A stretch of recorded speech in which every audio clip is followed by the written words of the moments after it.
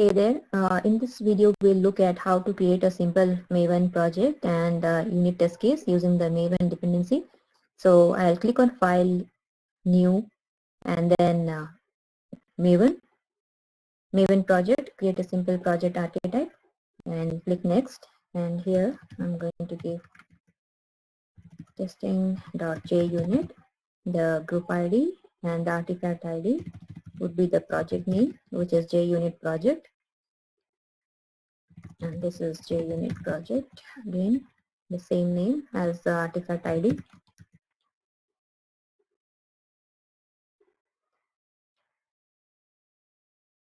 Okay, so we gave the name and JUnit project. Okay, so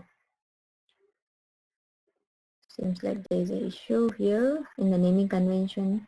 So let's choose a different name. So we'll use testing, com.testing, and then artifact ID as JUnit project, and let's see. Okay, so it seems like we already have a project here with the same name.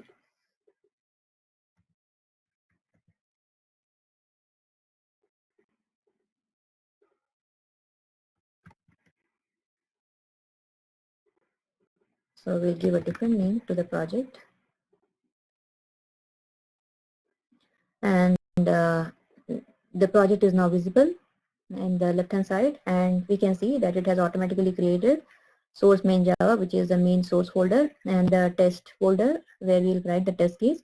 So let's write a simple test case. So as usual, we'll create a new test class and we will name it as the calculator test.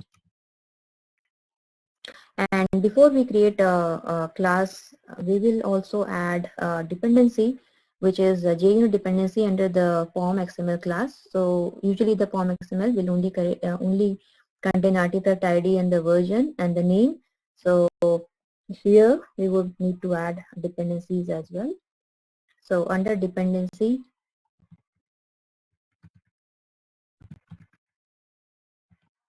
we will add the dependency. So we create a dependencies tag, and under the dependencies tag we are going to add this dependency, which is specifically for JUnit. Okay, save it, and you can see that it is trying to download all the related dependencies. All right, and okay, so we have it set here, and let's check in the build path. And under the build path, just to make sure that it is actually pointing to the JDK that we have currently. Yes, so it is JDK 1.8 and it is pointing to the correct environment. In case it is not pointing to the correct environment, then you can go ahead and choose the correct location from your system.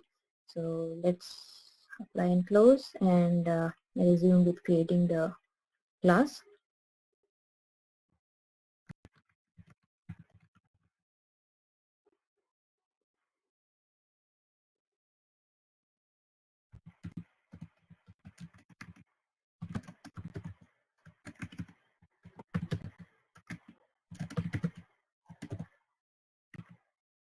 So this is again a simple class as we had created earlier, and it is adding to,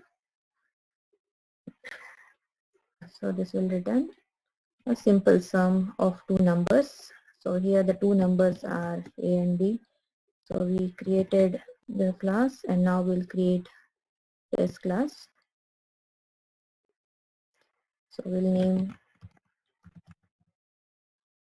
calculator test. So one thing to note is that we are naming the test class same as the main class, which is in the source folder, to ensure that it is mapping to the correct source.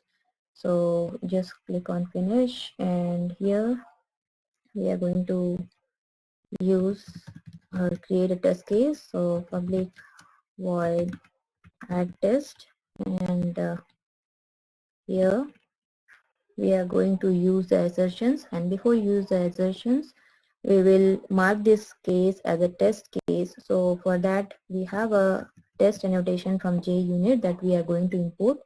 So if you point here, so we can import the test from org.junit, and under this we are going to use the assertion class. So there are a lot of assertion class here. We are intending to verify whether the addition of two numbers are equal or not. So we'll use assert equals, and then the number that we want to use. Suppose I want to use the number as 22, and then I will call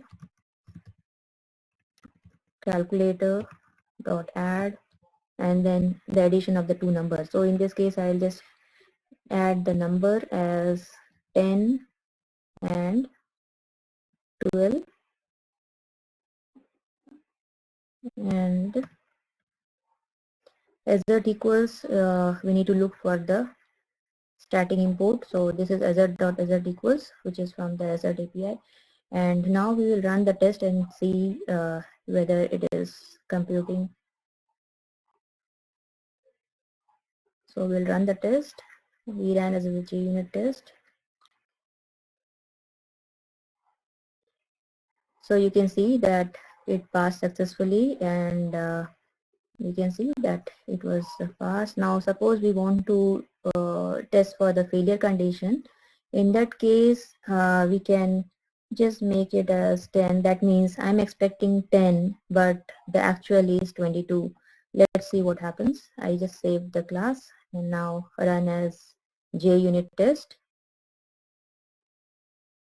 And you can see that the assertion is failed. So the assertion library is very useful if you want to look into different kind of validation test, whether the numbers are equal or whether the strings that you are comparing are equal or not. So there are a lot of assertion classes which are the APIs provided by assert class from JUnit. We will look into it into the next video. So until then, thank you.